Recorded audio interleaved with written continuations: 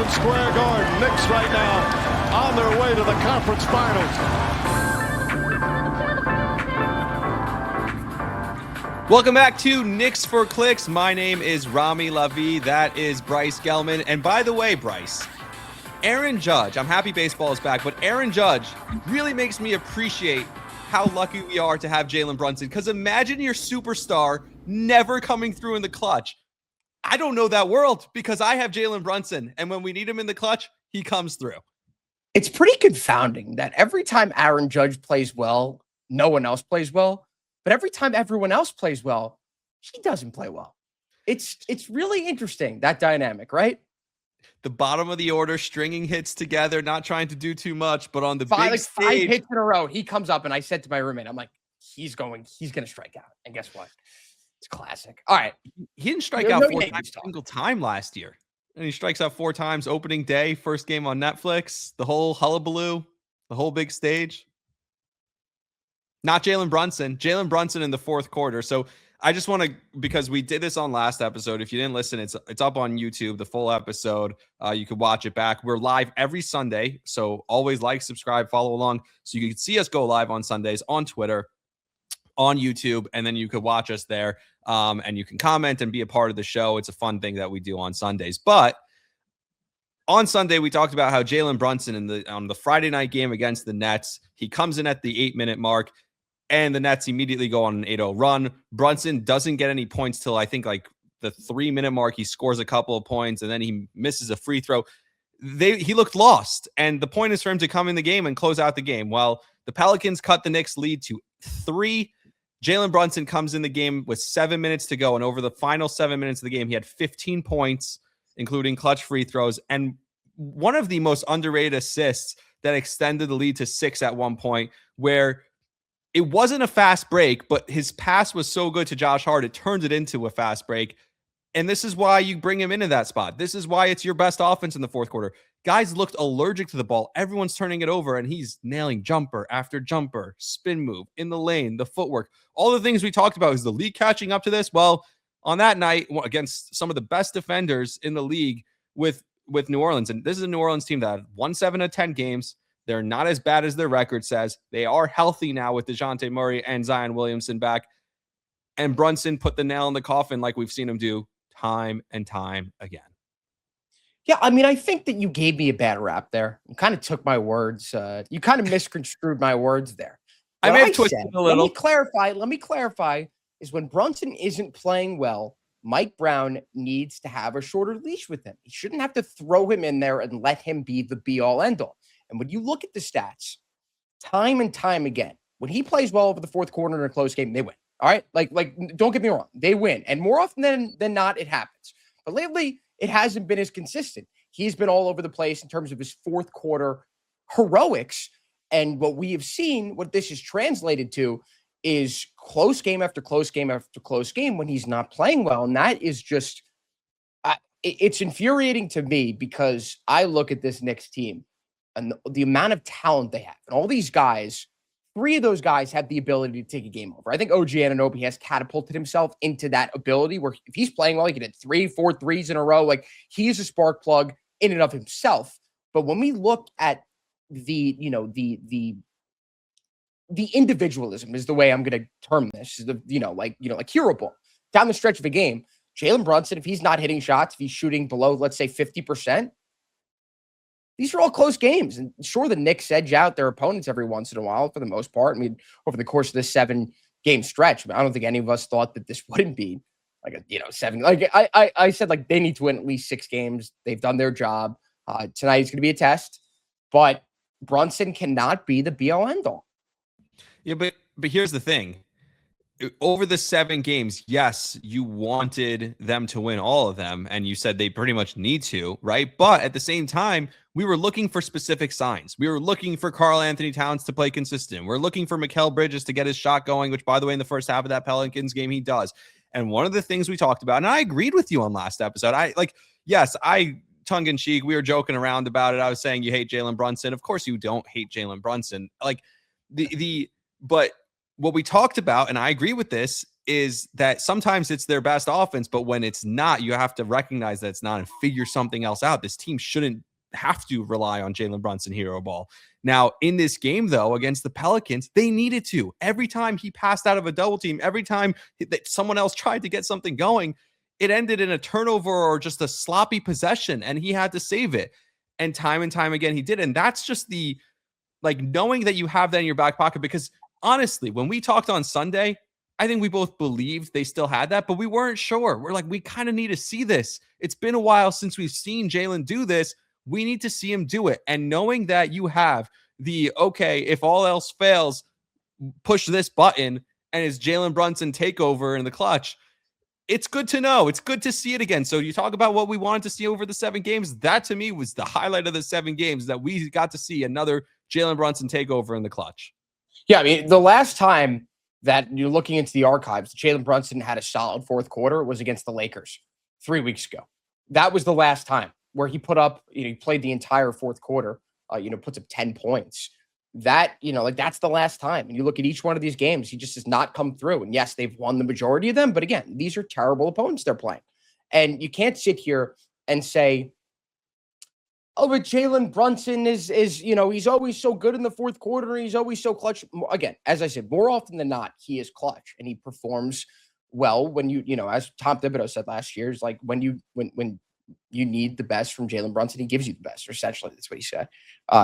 When he needs to be at his best, he is at his best. But this type of basketball in a micro scheme, in a macro, it's it works. But like on a game by game basis, when you analyze it, you need to be more willing to deviate from, the game plan. And the game plan is that. And it's been like that since Brunson came to the Knicks. Since the Knicks really trusted him to take over in these games, he's earned the right to, but I think he's overused that ability, and he's, overextended himself to the point where, like, again, you can't live and die by Jalen Brunson. And we could hash this out. We could, beat the dead horse here, but I think both of us are in lockstep when it comes to this. I just think I might be a little bit more critical, which from what you see online, like, what I saw once a few months ago, I did a TikTok and I said the one way the Knicks will get Giannis Antetokounmpo is if they trade Jalen Brunson. Yeah, you said it with JJ too. And I got a few comments that said, I'd rather lose with Jalen Brunson than win a championship with Giannis Antetokounmpo. And there are people out there like that.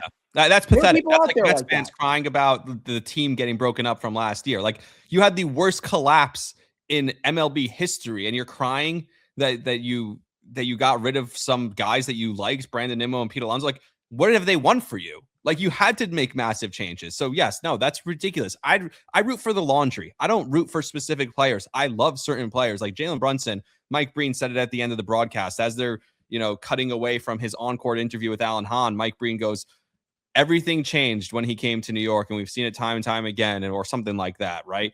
So yes, you do feel a certain level of attachment to a guy like that. But at the end of the day, the goal is to win. Yeah. Yeah. And you see a lot, like, listen, I understand the partialness from a lot of Knicks fans towards Jalen Brunson, like the love and the respect and the appreciation, because the Knicks have not had a player like this in a very long time. And quite honestly, Rami, he's a one of one in the NBA with how he always comes through in the clutch. He's probably the most clutch player in the NBA. I mean, you can say Shea, because like Shea is just death taxes. Like, he's going to score in the mid range. Yep. Like Brunson, like, he completely elevates his game when you need him the most. Yeah. And clearly obviously it's New York. Like, this is what everyone says. If you win in New York, if you become a star in New York, the city will revere you unlike any city in all of sports. And this is what Jalen Brunson has become in this city, but to a fault. It has afforded him the ability to do whatever he deems necessary. And sometimes it isn't what the team needs in order for them to be successful.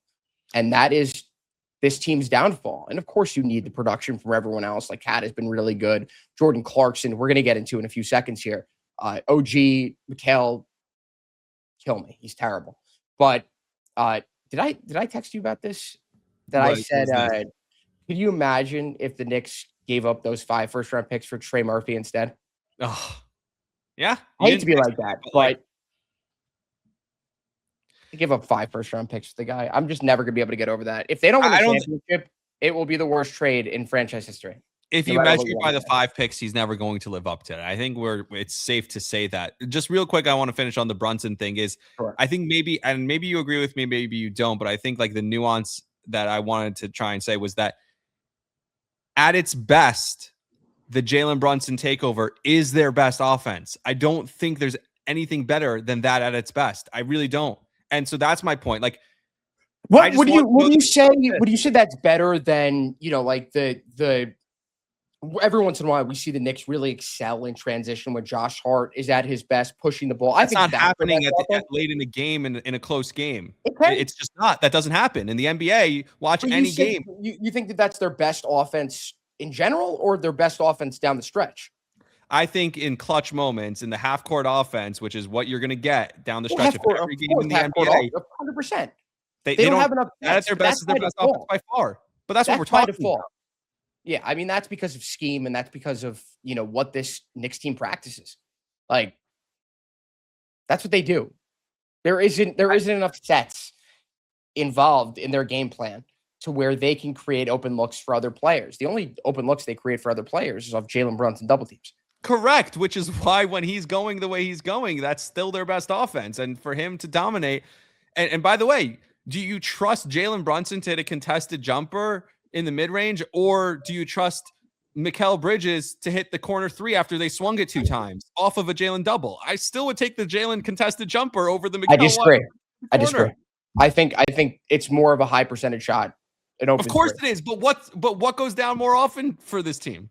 You gotta keep trying. You gotta keep shooting. Like That's how I feel about Brunson in my life, unless this is like Carmelo Anthony or Dirk Nowitzki, where that shot is unstoppable. Jalen has not. When he's able to create separation and get to his spots, he usually hits them, but a lot of the time he takes idiotic contested shots. Like there's like 3 or 4 of those a game. You can't lie. There are. No, and I'm every not. time he shoots it, like that's not going in. Of course he does that. And yet still, like, I don't know if that's not a high percentage shot. No matter what you want to look at, it's not. And he hits low percentage shots every time. Yeah, totally. But like a lot of them don't go in. Or whatever. Yeah. I think we're grasping at straws. Like this is Jalen Brunson at the end of the day. Like this will become a conversation if this occurs during the playoffs. For now, listen, if he can continue playing like he did against the Pelicans in that fourth quarter, Knicks could be in good shape. We'll take it. And by the way, we talk about Bridges a lot. So right before we get into Clarkson, I just want to mention the first half against the Pelicans, he played really well. So I think, congratulations. One good half over the last 8 games. He's never going to, again, I'm not measuring it against the picks. We just need, I know, but you need at some point, you just need to see it go down. You need to see that he can do it. I don't care, because if you would have told me 2 weeks ago or 2 days ago before the game against the Pelicans, I would be like, no, he can't have a half like that. He hasn't done it. So just seeing him knock down a few shots in a row, seeing him in rhythm on the transition one at the top of the key or in the corner when they swing it to him, like seeing him hit a couple of threes in a row, seeing him take a layup and not just shy away from it and actually attack the rim on one of the plays. Like he made a few baskets in that first half that were like, okay, he's not broken. You know what I mean? Like that's the point. Like I'm not setting. Well, what I'll say is I liked his aggressiveness. He became more of an offensive hub in that game. I think that they made more of a priority. We saw. I think they, like everyone else. But I think they've done it the last few games. And this is the first one where actually paid off. Yeah, I mean, well, you saw. I mean, this is like a minuscule change when it comes to how many shots he takes. Like against the Nets, we talked about that. Him running to the corner and doing nothing, being a non-factor in the offensive end, not even cutting. Again, being a non-factor. And now what we saw is he took 10 threes. And even in that fourth quarter, as Jalen's taking over, who was the one bringing the ball up the court every time? I know it doesn't matter so much. It just no, it does. It does. But it matters, right? It's a real thing. He's bringing up the ball every time, and it changes. Hart does too. Getting Brunson open, the way you're getting him looks, and I think that's also a different confidence level. Where hey, we're putting the ball in your hands. We want you to be a part of this, and I think Carl sitting on the bench as long as he did in the fourth quarter is part of that too. Like they wanted to match the Pelicans small lineup. That's obviously a part of it. But I think they wanted to have like, okay, it's Mikal and Jalen. You guys are taking over now. And even though Mikal wasn't hitting the shots that Jalen was, he was still running the offense in a way that got them good looks. Yeah, 100%. 100%.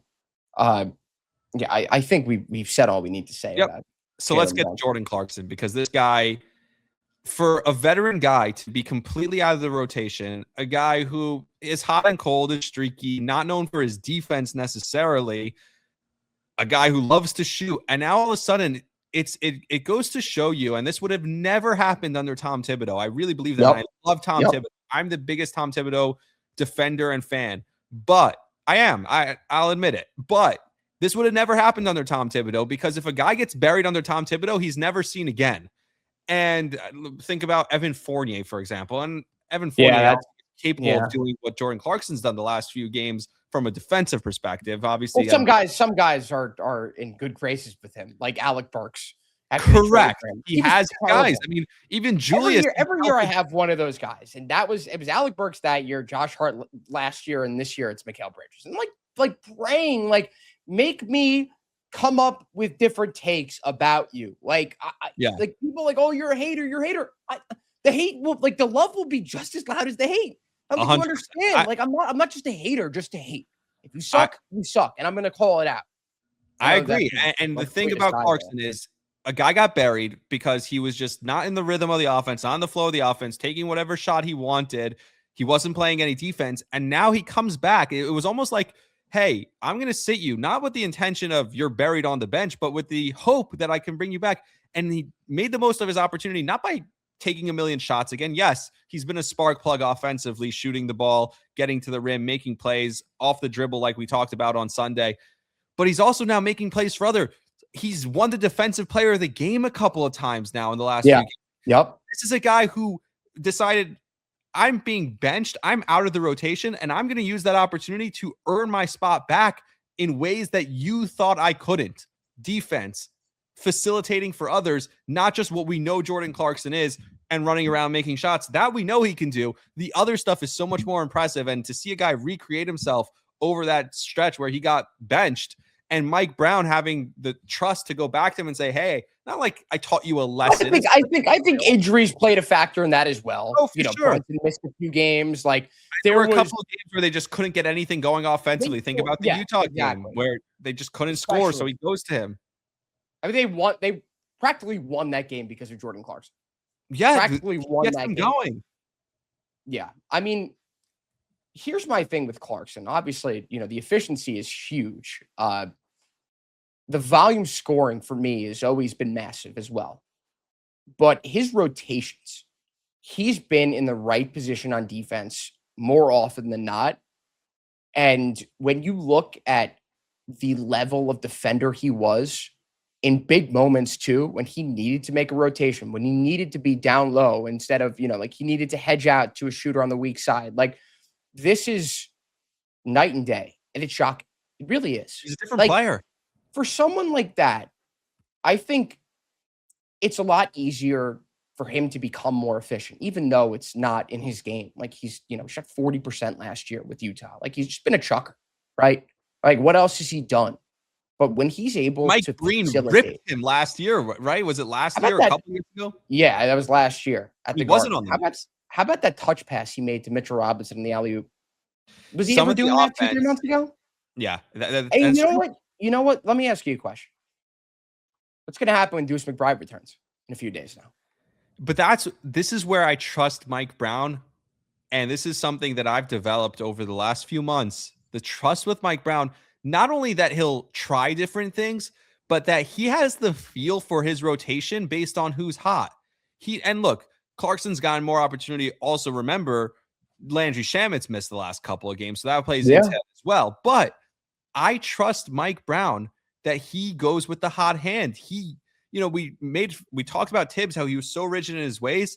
Mike Brown is almost the opposite. These guys need to see the floor for Mike Brown to know if they have the hot hand. You know what I mean? Think he's willing, but that's the thing. I think in the first half of a game, he'll be willing to try. In the second quarter, he'll be willing to put him in to see, okay, what do you have tonight? What are you going to give me? And They if can in go limited in the minutes you playoffs. show me something, It won't happen, but they could go 11 deep. I mean, I think, but they don't have to do that. It could be different nights. If Mike Brown presses one button and it's Clarkson and it doesn't work, it's like, okay, you're out. Let me put DOR in and see if this works. And maybe that won't work. And then you have to go back to the starters. And that's what usually happens in the NBA playoffs is rotations get tightened for that reason. But I trust that Brown's still going to try things. He's still going to look at different things.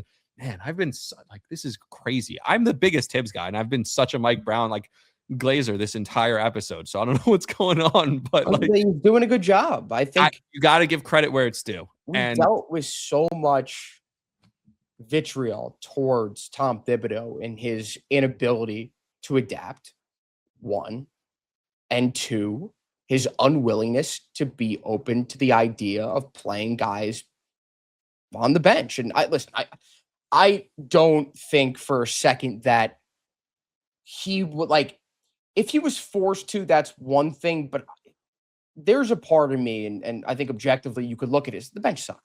Like, yes, what was he going to do? That's what I was about to ask. With the bench they had last year, the But players. the knock on him is Shamit. Look how if he good played he's more of been. those guys, are they beating Shamit the deserved minutes. Pacers? Shamit deserved minutes. I think Even they are have a chance to beat the Pacers in that first game. Yeah. You think that's the difference between a win and a loss? You never know. They led by 10 and they look like they were run away maybe with. not in that game. They throw Shamitted. Maybe if Tom Thibodeau didn't play the starters 38 minutes a game and you knew what you had off the bench. Yeah, but that game is a historic. Whatever. No, I know. Neesmith, OG with the fuck. Excuse my language. Oh, with Brunson with that pass down low, the Siakam challenge, like that was. I mean, all the way down to not calling a goaltending. Like there were so many. Everything had to go perfectly. A ball bounces up in the air. If that bounces to the right or to the left, the Knicks may have gone to the finals. Like it was a 1 in a million game. And I say it was a 1 in a million game, yet the Pacers did it in round one against, or was it round 1 or 2 against Cleveland? They did it against the Knicks. They did it against in the finals in game 1 in the finals. So like they kept doing it. So I don't know what to like. Sometimes that's just once you cursed already, shit happens. Like, I don't know. Yeah. I don't know. I mean, I think that some conversation about Mike Brown, I think it's important. You know, it adds some context to the idea of how much we all appreciate seeing what Mike Brown has done. And it's like, I hate to make the Yankees analogy, but it's like, at least the Knicks were willing to switch it up. And people were very pissed off about it because of how far the Knicks got. But like you see with the Yankees, they stick with Aaron Boone, they stick with Brian Cashman. Nothing changes. The status quo does not change there. And they changed it with Mike Brown. And listen, a lot of the advanced metrics are near the same, but we have yet to see this experimentation translate to the playoffs. And I think all of us can agree that they are better set up with their potential rotations come playoff time because of what Mike Brown and all of us have seen. Like, all we needed to do was experiment. That's all you have to do. You know, come playoff time, if you want to play all the starters, that works, fine. Be my guest. But at least you know that if I put in Mo Diawara, he's going to provide me 5 to 10 minutes of great on-ball defense, and he's going to be able to knock down 2 or 3 threes. And if he doesn't, you don't play him the rest of the game. It's that simple. So I think Clarkson, you know, to your point, like the idea that him, like as someone who has gotten so much run in the past with Utah, he decides to take a pay cut. I don't know if he was being offered anything over the veterans minimum. Maybe he wasn't. But either way, he picked the Knicks out of multiple teams who probably had interest in him. He gets benched early on in the season. You could still see during those games, he was still into it on the bench, still cheering on his guys. He didn't look dejected on the sideline. He wasn't complaining to the media. You didn't hear anything about fighting in the locker room. He stayed the course. He worked on his defense, maybe in practice, maybe whenever he got into the game, the short spurts that he did. But again, his leap on defense is just as, if not more impressive than his efficiency that he's shown on offense. And I think that, again, like they have a myriad of options off that bench that they didn't have last year. But got to give credit to Mike Brown for discovering those guys. DOR is not playing. Shamet's not playing. Yep. And it goes back into like the work that goes into things behind the scenes. Like that means that they're working in practice, that Mike Brown is noticing things that are happening, that this is a guy who hasn't where else would he have made these adjustments in his game? Because he wasn't playing in NBA games for 2 months.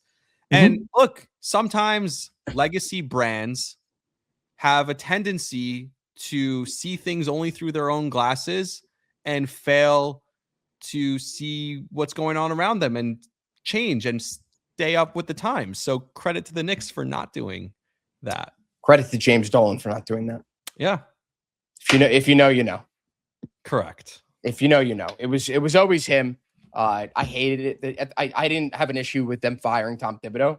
I had an issue with them hiring Mike Brown. Of all the options, with all the teams that have had success hiring assistant coaches, I wouldn't even say that. I would say firing Tom Thibodeau without a plan was my biggest problem. Yep. Because if they the next day had a coach in place and was, hey, you know what? Well, it was Jason Kidd. Wanted out of Houston. We knew it, and that's why I went and got it was Jason Kidd. Whatever the plan was, you got caught with your pants down because your plan didn't work. Yep. And that was the part that bothered me. That like you fired Tom Thibodeau with no real plan, and you know what?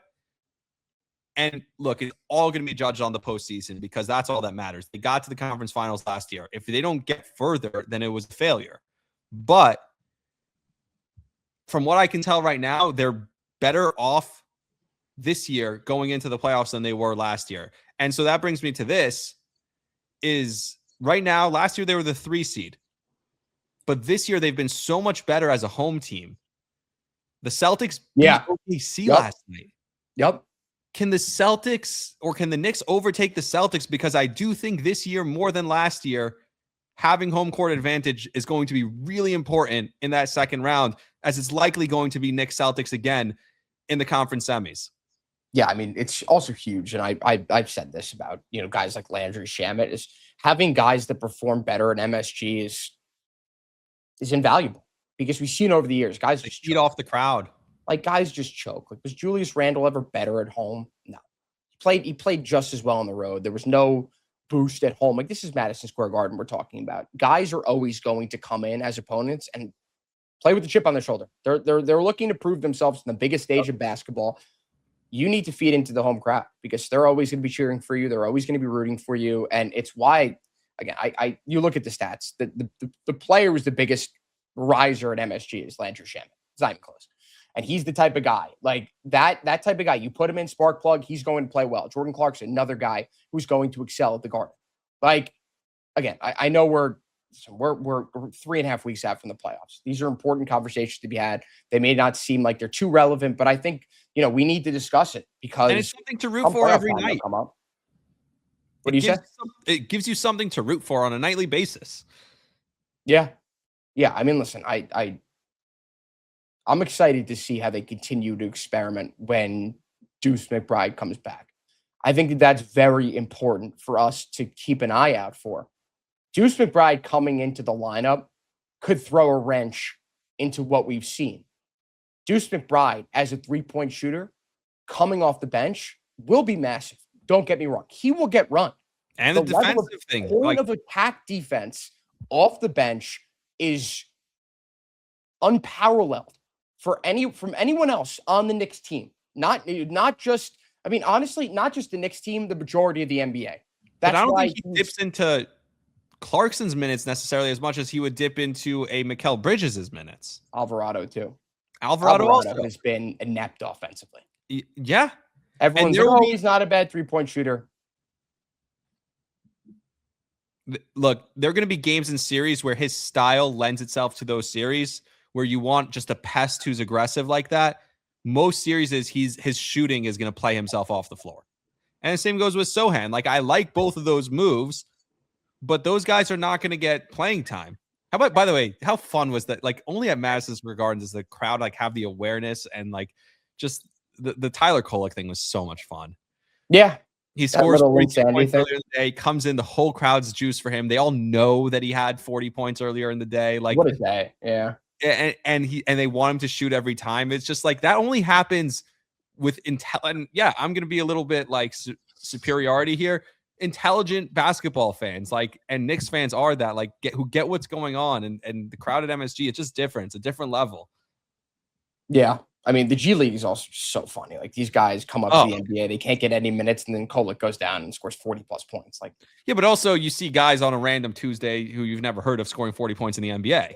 Like, yeah. What was the score in? There was a game last night that, like, one team had 150 points. Oh, the Sixers had 157 points in the regular.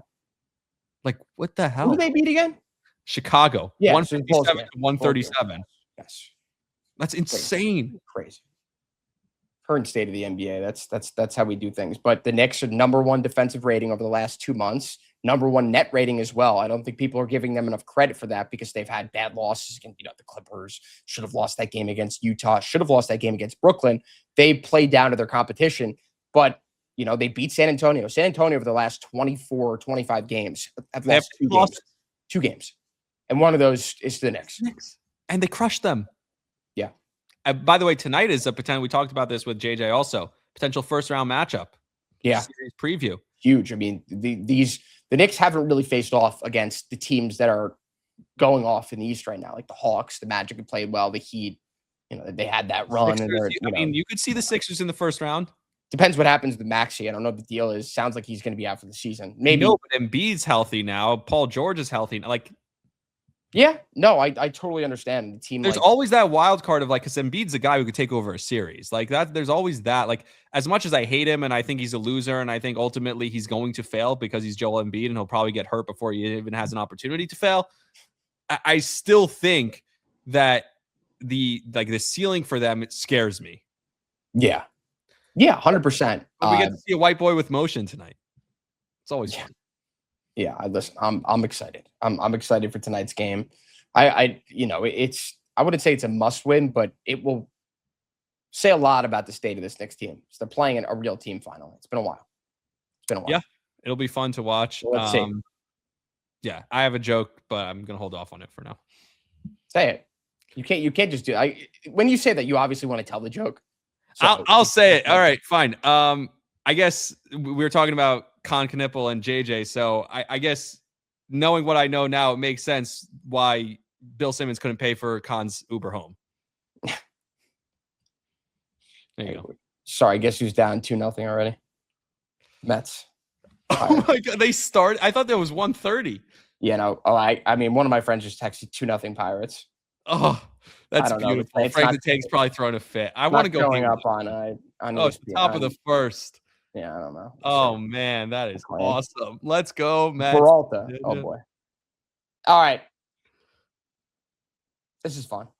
Till next time, we'll do live on Sunday. Yep. We're gonna be live on Sunday. Tune in. I want questions. I want comments. I want people locking in.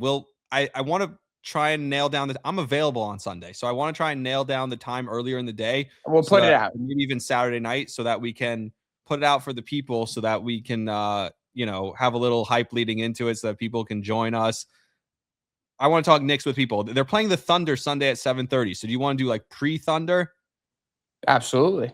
All right. So before the Thunder game, pregame show, pregame talk with Knicks fans. Get in here. Tell us what you think. You've heard what we think enough. You heard from JJ. You heard from Sal. We want to hear what you think. So come on, join us, and we'll have some fun. And I assume we're going to be doing a podcast Tuesday night because, Wednesday and Thursday, both of us are going to be busy. At least I am at night. Yes. Half over. So, yes. So Tuesday night it is. I'm flying Tuesday afternoon, but I should be fine by Tuesday night. So there you go. Yeah. All right. So until next time, please, everyone, like, subscribe, share the podcast with your friends. That's how we grow. Thanks as always for listening. See ya.